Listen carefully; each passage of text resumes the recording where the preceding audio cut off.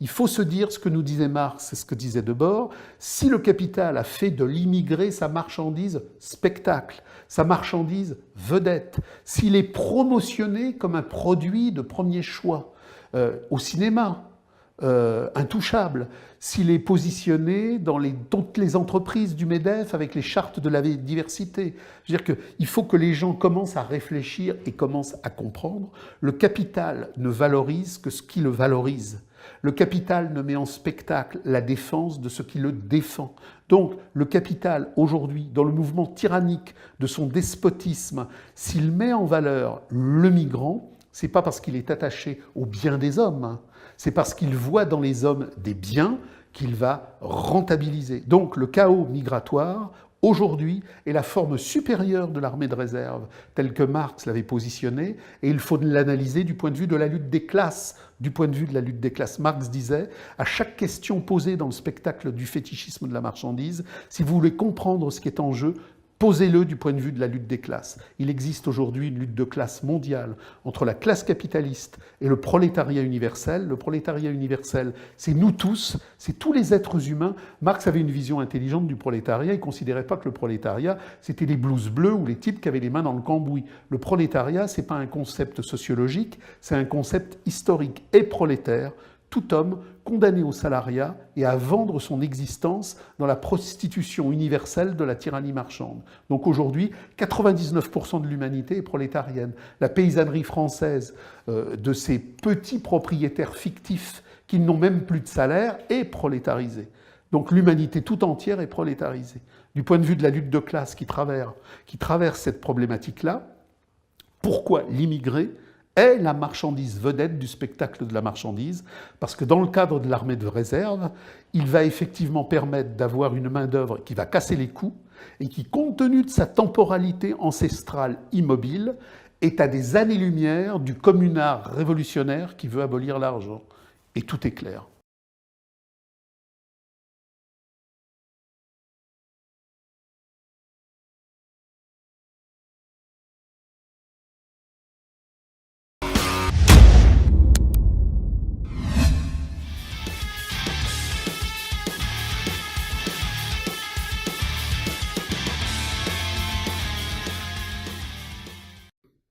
Rosa Luxembourg, dans l'accumulation du capital, dit « En période de domination réelle, en période de domination de la décadence du capital, le capital se généralise par l'anarchie et par le chaos.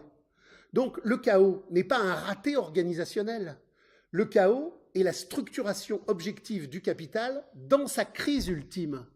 Donc, quand vous avez des journalistes bénins qui vous disent « Mais en Irak et en Syrie, les Américains, mais vraiment, ils ont échoué, c'est le foutoir partout. » Non, le capital a réussi. L'objectif du capital, c'était qu'il n'y ait plus d'Irak, c'était qu'il n'y ait plus de Syrie. Donc le chaos n'est pas une erreur stratégique. Le chaos est l'ordonnancement de la logique du capital dans sa crise terminale. Donc, si vous voulez, j'ai fait très vite, hein, chacun de ces sujets, pour le déployer, pour le saisir, pour le comprendre, il aurait fallu le déployer pendant au moins 3 heures, 4 heures. Mais j'ai fait court pour vous donner ensuite la parole, et puis que dans le cadre d'un dialogue, on affine et on aille beaucoup plus loin. Mais donc, pour conclure, tout est faux, parce que dans la réalité du capital et du fétichisme de la marchandise, tout ce qui était vrai est devenu faux, et tout ce qui était faux est devenu vrai. Donc, être intelligent, c'est renverser le renversement. Si on ne renverse pas le renversement, on ne comprend rien. Et pour renverser le renversement et comprendre, il faut comprendre la dialectique de la crise du capital, et il faut comprendre que ce mode de production a eu une naissance, il a une crise généralisée, et il aura une mort. Ce qui s'est passé en 68 n'a pas abouti. Non pas parce que les syndicats ont été plus intelligents que la grève sauvage.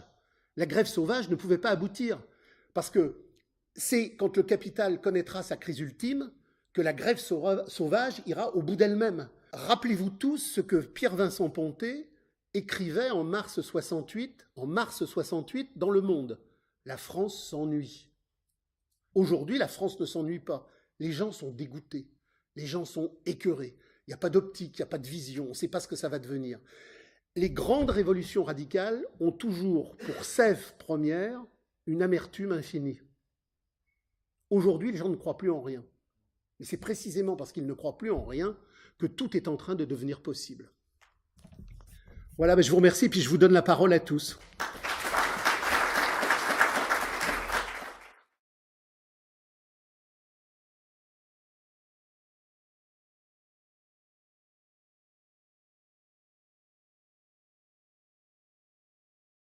Alors, la chute du capital, elle est le produit de la conscience humaine radicale qui surgit. Marx, Rosa Luxembourg et tous les groupes radicaux ont toujours défendu l'idée dialectique qu'il n'y a pas de mécanique. Le déterminisme n'a rien à voir avec la passivité. Il n'y a pas le capital qui tombe, puis les êtres humains qui disent « merde, le capital est tombé, on pourrait s'élever ». C'est une interaction dialectique. Qu'est-ce que nous sommes là? Nous sommes prisonniers de la conscience fausse. Dans nos vies, dans nos couples, au boulot, dans toute notre histoire, on est aliéné, on est écrasé, on est dépossédé. Ce qui est notre être générique, notre jouissance, nous est confisqué. C'est ça 68. Les gens réapprennent à parler, à avoir des joies, à se rencontrer. On n'est plus astreint au rôle social. On est astreint à la rencontre vraie humaine, à la vraie rencontre humaine. Donc, la conscience vraie ne peut surgir que quand la matérialité objective de la conscience fausse s'invalide. Et ce que montre Marx, c'est qu'il existe un procès de caducité du capital, une auto-négation du capital. Mais l'auto-négation du capital, c'est pas le capital qui tombe. On est dans le capital. Nous sommes le capital. Nous sommes des marchandises vivantes qui reproduisons le capital. Le capital nous reproduit, mais nous reproduisons le capital. Et c'est cette interaction dialectique qui fait qu'à un moment donné, la matérialité objective de la baisse du taux de profit ne peut plus fonctionner. Parce que à un moment donné, le capital, c'est cette contradiction entre la valorisation et la dévalorisation. Les secteurs de haute technicité qui sont robotisés à outrance ne vivent du point de vue du rapport total, parce que dans le même temps, le capital n'arrête pas de délocaliser, et tel un vampire, il va boire du sang de prolétaires humains. Les usines qui ne sont que robotisées, ça, c'est pas le capital, c'est un capital. On doit analyser la crise du point de vue du capital total. Pourquoi autant de délocalisation? Parce que justement, cette montée de la baisse du taux de profit par la robotisation à outrance fait que de l'autre côté, le capital, il est obligé d'aller manger de la chair fraîche. Et à un moment donné, il ne peut plus manger de chair fraîche parce que tous les mécanismes de péréquation du taux de profit au niveau mondial font que le capital ne peut plus se reproduire.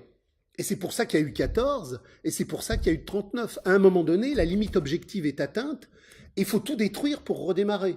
Mais à un moment donné, même s'il veut tout détruire pour redémarrer, le point de contradiction sera tel qu'il ne pourra plus se valoriser. Alors, là, je vais très vite. Livre 1, livre 2, livre 3, c'est des milliers de pages. Marx n'a pas écrit des milliers de pages sur la crise pour le plaisir de les écrire. C'est qu'on est au cœur du sujet. Il y a une différence radicale entre l'économie et la critique de l'économie politique. Un économiste, c'est quelqu'un qui travaille sur les déséquilibres entre les proportions, la production, la circulation. Il vous dit qu'il y a trop de monnaie, il vous dit qu'il n'y a pas assez de ceci, pas assez de cela. Mais l'économiste est par essence celui qui ne comprend rien à l'économie. C'est ce qu'a montré Marx dans la critique de l'économie politique, parce que aucun économiste ne comprend la baisse du taux de profit et cette loi qui fait que le capital est né et un jour il va mourir. Un économiste vous explique tout le temps comment on va rééquilibrer le merdier. Et Marx nous montre qu'à un moment donné, le merdier ne peut pas se rééquilibrer. Alors là, je fais très vite, mais ce serait des heures et des heures de discussion et d'investigation. Il a fallu 20 ans à Marx pour produire le Capital, livre 1, livre 2, livre 3, livre 4, les Grundrisse. C'est gigantesque, c'est très compliqué à comprendre. Pour ça, les gens vous disent, ah bah, quand Hegel et Marx parlent, c'est compliqué, ils n'auraient pas pu parler plus simple. Décrire la complexité du mensonge du monde, ça ne peut se faire qu'en épousant les trajets de cette complexité. Donc Marx et Hegel ne parlent pas compliqué pour faire plaisir. Ils parlent compliqué parce que le déterminisme historique qui est derrière est compliqué à comprendre. Mais donc, il y a un moment, il y a une limite objective qui fait que le capital rentre dans son auto-invalidation. À un moment donné, l'Empire romain s'est auto-invalidé. À un moment donné, la société d'Ancien Régime s'est auto-invalidée. Et à un moment donné, le capital, pour des lois précises, va s'auto-invalider.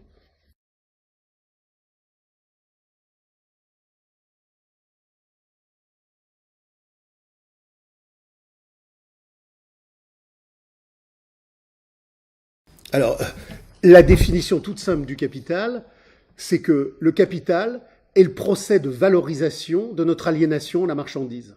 C'est pas une réalité, c'est un rapport social. Le capital n'est pas une chose, c'est un rapport social. C'est une relation sociale. Donc, c'est pour ça que beaucoup de gens ne comprennent pas l'argent. Beaucoup de gens vous disent « Oh bah, l'argent est un outil qui est posé là. On pourrait l'utiliser à de bonnes fins, on pourrait peut-être l'utiliser à de mauvaises fins, mais l'argent n'est pas un outil. C'est une relation sociale aliénatoire. L'argent, c'est de la merde par essence. Et le capital, c'est la même chose. C'est l'extorsion. Le capital est la relation sociale de notre vie confisquée par la non-vie de la marchandise. C'est une relation sociale. C'est un rapport. Et à un moment donné, ce rapport ne peut pas se reproduire parce qu'il atteint les limites objectives qui font qu'il invalide la propre forme de sa possibilité.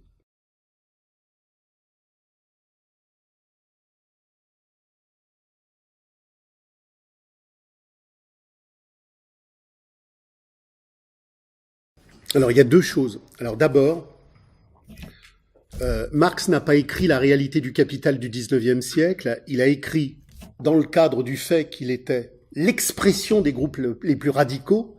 Il a écrit le Capital du 21e siècle. Si vous lisez le 6e chapitre inédit du Capital, il y a la PMA, il y a la GPA, il y a la cybernétique, il y a le transhumanisme, il y a l'homme augmenté, il y a toutes les merdes du Capital.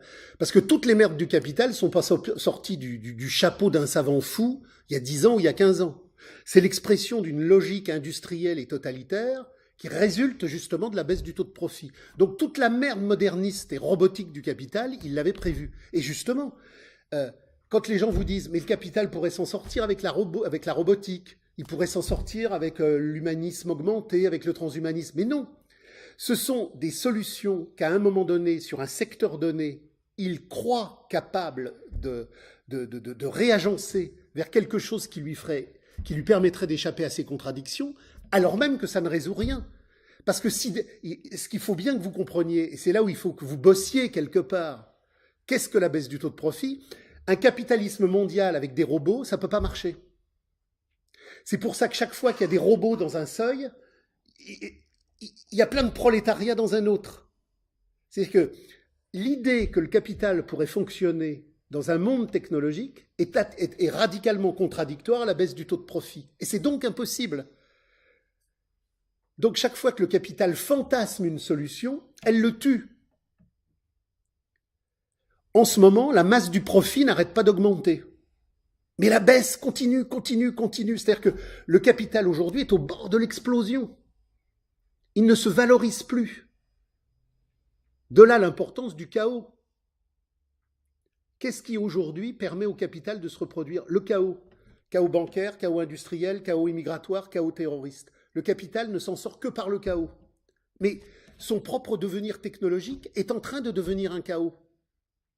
Et il y a quelque chose d'essentiel qui est posé par 68. Qu'est-ce qui fait qu'au fond de chacun d'entre nous, même si le capital fait de nous des esclaves absolus, ça ne peut pas marcher?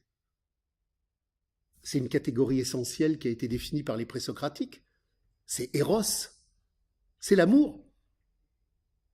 On a tous en nous un désir d'amour parce que c'est notre être générique. Et qu'est-ce qu'il y a de plus indocile? Qu'est-ce qu'il y a de plus rebelle? Si un homme aime une femme ou qu'une femme aime un homme, il y a quelque chose qui monte dans un volcan de radicalité qui fait qu'on refuse l'assujettissement. Pourquoi le capital généralise le libre-échangisme machinique d'une sexualité robotique? Parce que si on est dans la sexualité robotique, on devient un crétin servile. Si on est dans l'épanouissement d'amour, d'émotion, de volupté et de tendresse, on est radical. Parce que l'autre que l'on aime, il est l'anti-marchandisation. Donc, la puissance subversive qui nous traverse, c'est celle de l'éros au sens profond du terme, c'est l'émerveillement de la relation à l'autre. Et moi, j'ai rencontré énormément de gens qui avaient vécu 68 et qui me disaient « mais c'était parfois dans l'atelier le plus réac, le mec le plus débile, qui devenait le plus subversif. » Un mec qui, pendant des années, avait fait rire tout le monde parce qu'il était soumis, ça pouvait être un lèche-botte, il remettait rien en cause. Et dans cette parole collective qui faisait tout exploser, il y avait un réveil d'éros, un réveil d'émotion. Et le mec, il était plus servile. Il changeait du tout au tout. Quand les gens vous disent « mais la révolution, c'est pas possible, regardez cette masse amorphe ». Mais la révolution est précisément le moment où la masse amorphe abolit son amorphie. Même le mec le plus débile veut plus être débile.